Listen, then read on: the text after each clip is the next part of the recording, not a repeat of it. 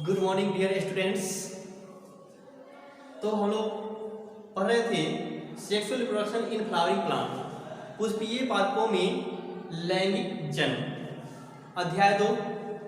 तो अब हम लोग इसमें देखेंगे कि पॉलिनेशन किसे कहते हैं, अर्थात परागण क्या होता है।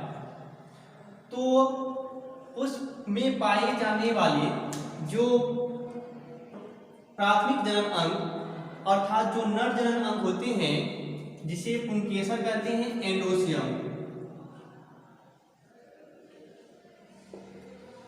एंडोसियम में परिपक्व होने के बाद परागकण का निर्माण होते हैं और जैसे ही पराग कोश फटता है तो फटने के बाद उससे परागकण बाहर आते हैं और बाहर आने के बाद वह दूसरे पुष्प पर किसी भी एजेंट के माध्यम से किसी भी माध्यम से चले जाते हैं जयांत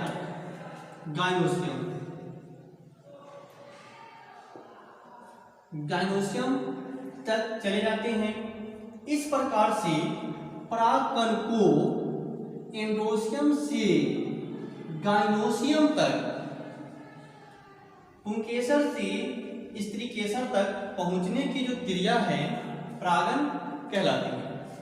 तो हम परागण में लिखेंगे पुष्प में पाए जाने वाले परागकण पुष्प के नर जनन अंग एंडोसियम से उड़कर पुष्प के मादा जनन अंग गाइनोसियम अर्थात स्त्रीकेसर तक पहुंचने की जो क्रिया है परागण कहलाती है। परागण मुख्य रूप से दो प्रकार से होते हैं। पहला सेल्फ पॉलिनेशन,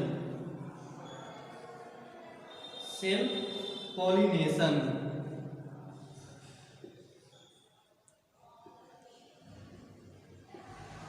पॉलिनेशन। दूसरा क्रॉस पॉलिनेशन, क्रॉस पॉलिनेशन।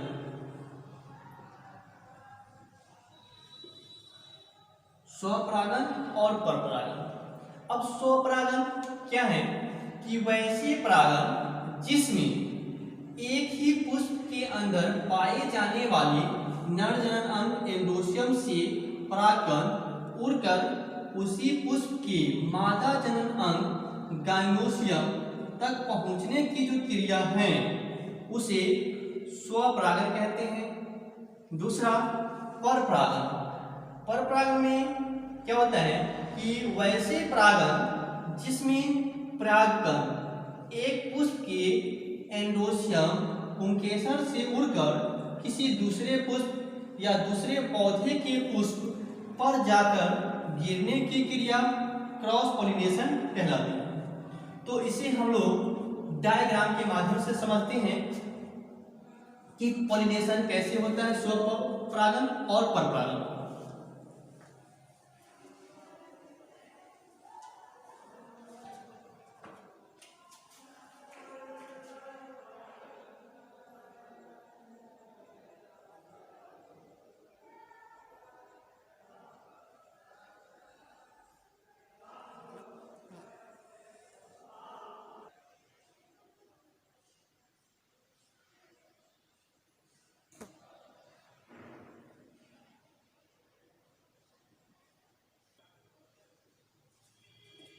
तो देखिए कि ये एक पुष्प ये है जो अलग पौधे के हैं, एक दूसरा ये अलग पौधे के अलग अलग पुष्प हैं। तो परागण की क्रिया जो है ये एक ही पुष्पों में संपन्न हो सकता है या एक ही पौधे के अलग अलग पुष्पों में संपन्न हो सकता है या अलग अलग पौधे के अलग अलग पुष्पों के बीच संपन्न हो सकता है। तो स्वपरागण वैसे परागण है जिसमें एक ही पुष्प के अंदर ये क्रियाएं होती हैं। तो इसके अंदर ये एंथर है, एंथर में जैसे ही परागकण बनते हैं तो ये परागकण ये जयांत तक चले आते हैं। इस तरह से जयांत तक पहुंचने की क्रिया स्वपरागण कहलाती है। अब परपरागण, तो परपरागण क्या है कि एक पुष्प के परागकण उड़कर दूसरे पुष्प तक पहुंचेंगे। जैसे मान लीजिए कि इस पुष्प से परागकण उड़कर इस पुष्प में चले जाएंगे तो ये परपरागण कहलाएगा। या ये अलग पौधे के पुष्प हैं, इसके परागकण उड़कर ये दूसरे पौधे के पुष्प पर चले जाएंगे, तो इस तरह से जो परागण होगा उसे परपरागण कहते हैं। अब स्वपरागण और परपरागण से क्या क्या हानियां होती हैं, क्या क्या फायदे हो सकते हैं, तो अब हम लोग देखेंगे मेरिट ऑफ स्वपरागण, स्वपरागण के गुण। तो स्वपरागण से जो उत्पन्न बीज होते हैं इसके अंकुरण क्षमता क्या होती है, कम जाती है। स्वपरागण से जो पौधे लगाते हैं उससे बीज जो बनते हैं उसकी मात्रा जो होती है कम जाती है। अगला कि जो स्वपरागण की क्रिया के द्वारा जो पौधे उत्पन्न होते हैं वो अधिक रोग ग्रसित होते हैं, उसमें नए गुण विकसित नहीं होते। अब परपरागण, तो परपरागण में क्या है कि इससे जो बीज बनते हैं वो उसकी उपज क्षमता अधिक होती है, इसकी अंकुरण क्षमता अधिक होती है। परपरागण के द्वारा जो बीज बनते हैं उससे उत्पन्न होने वाले पौधे अधिक लंबे नहीं होते, अर्थात परपरागण के द्वारा उत्पन्न जो पौधे होते हैं उसे हाइब्रिड कहा जाता है, संकर कहा जाता है, ये अधिक लंबे नहीं होते। परपरागण के द्वारा उत्पन्न पौधे अधिक रोग ग्रसित नहीं होते, इसमें कम छिड़काव की जरूरत होती है। तो ये था परपरागण के गुण। अब हम लोग देखेंगे कि परपरागण किन किन माध्यमों से होती हैं। तो परपरागण जो है क्रॉस पॉलिनेशन ये एजेंट के माध्यम से होते हैं। किन के माध्यम से,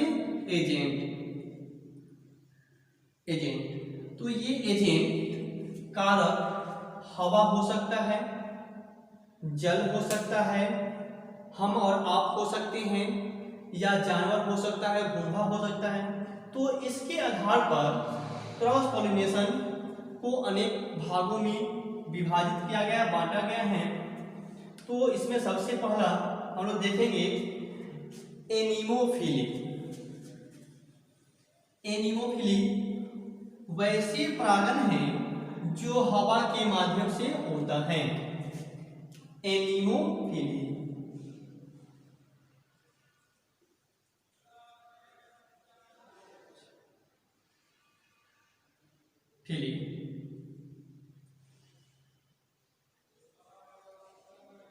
एनीमोफिली परागण, एनीमोफिली यानी कि जो हवा के माध्यम से जो परागण होता है एनीमोफिली कहते हैं।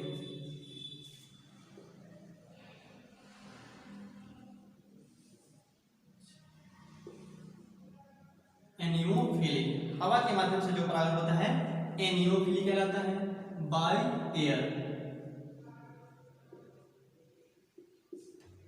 तो हम लोग कहेंगे कि वैसे परपरागण जो हवा के माध्यम से होता है एनीमोफिली अर्थात वायवीय परागण कहलाते हैं।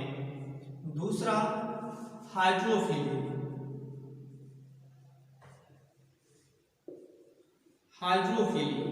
वैसे परपरागण जो हवा में, जो वाटर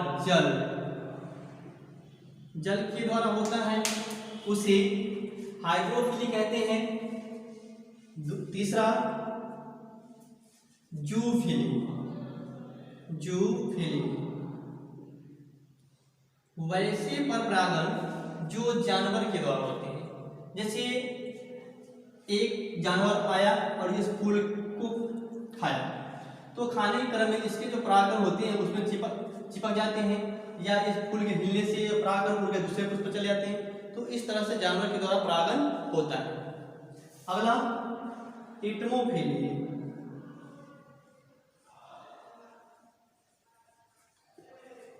इटमोफिली, वैसे परागण जो इंसेक्ट अर्थात कीड़े मकोड़े के द्वारा होते हैं, इसके माध्यम से होते हैं इंसेक्ट कीड़े मकोड़े के द्वारा होने वाला परागण इटमोफिली कहलाते हैं। मैलेकोफिली, नेक्स्ट चौथा हम लोग लिखेंगे नेक्स्ट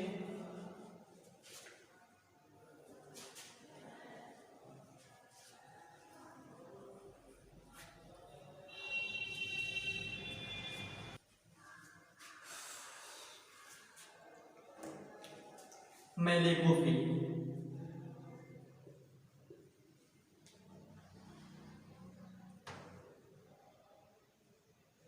मैलेकोफिली वैसे परपरागण जो स्नेल अर्थात घोंघा के द्वारा होता है उसे मैलेकोफिली कहते हैं, अर्थात घोंघीय परागण कहते हैं। नेक्स्ट लिखेंगे चिरिप्टोफिली, वैसे परपरागण जो चमगादड़ के द्वारा होता है उसे चिरिप्टोफिली कहते हैं।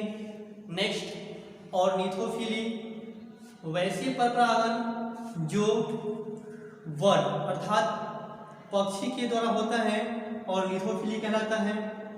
कुछ परागण ऐसे हैं जो छोटे छोटे कीड़ी चींटी जो होते हैं एंट के द्वारा होते हैं उसे मर्मीकोफिली कहते हैं।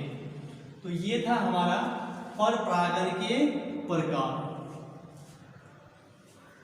अब हम लोग देखेंगे कि अगले अध्याय में अगले पार्ट में हम लोग देखेंगे कि फल किसे कहते हैं और बीज क्या होता है, फल का निर्माण कैसे होता है और बीज कैसे बनते हैं।